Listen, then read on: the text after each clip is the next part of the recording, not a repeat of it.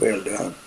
The day was fantastic. Now, I have to keep putting pressure on the government of Kenya because I really wanted to improve on service delivery to the ordinary people who have elected it to power.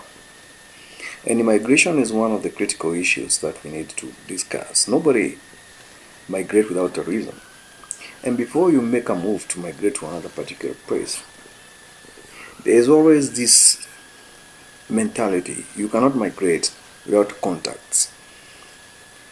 And contact helps you to navigate through migration systems in order for you to be able to settle.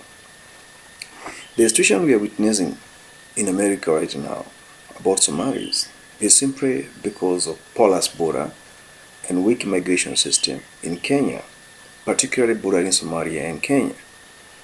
The United Nations officials and non-governmental organizations that have been in those places for years, they are the main root cause of the problem facing Minnesota in America today that Donald Trump is trying to fight. Because Kenya played a pivotal role in facilitating the movement of those people to America. This is not a hearsay or alleged, it's a fact. Cooking documents, fraudulent acquiring Kenyan birthrights, forging Kenyan passports, manipulation, facilitating internet to apply for green lottery, DVR, presenting false information. Somalis have been paying thousands of dollars to facilitate the movement in those camps. Those are not genuinely refugees that went to America.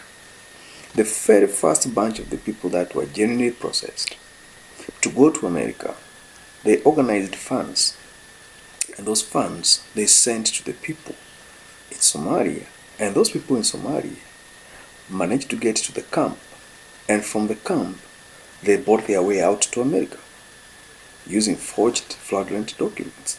Today they are American citizens, and those people, in return, what they have done after going to America, getting citizenship, breeding like rats, having everything, having access to the government systems, registering businesses and charity organizations, and institutionalized corruption was captured.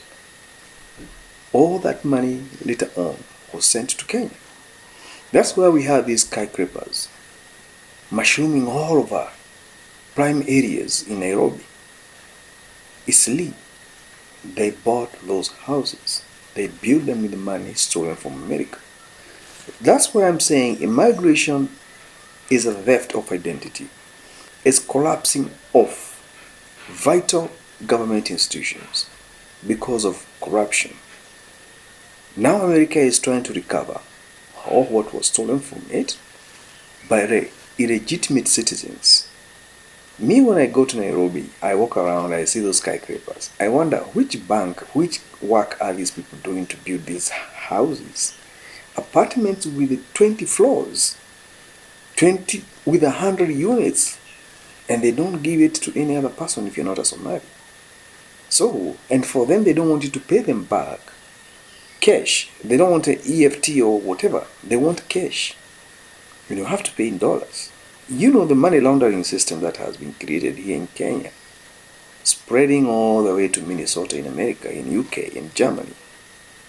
Kenya is a beneficiary of the corrupt leadership, corrupt, fraudulent immigration.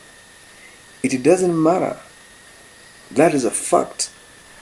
And if we don't take note, there are more people coming back to Kenya to invest ill-gotten money, especially the Somalis. They have done it even in South Africa. I'm not a critical institution, but I'm basing facts that today I can even say it is what it is. Listen to if you watch what Minnesota Federal Court judge said and team appointed to prosecute the culprits of these heinous acts.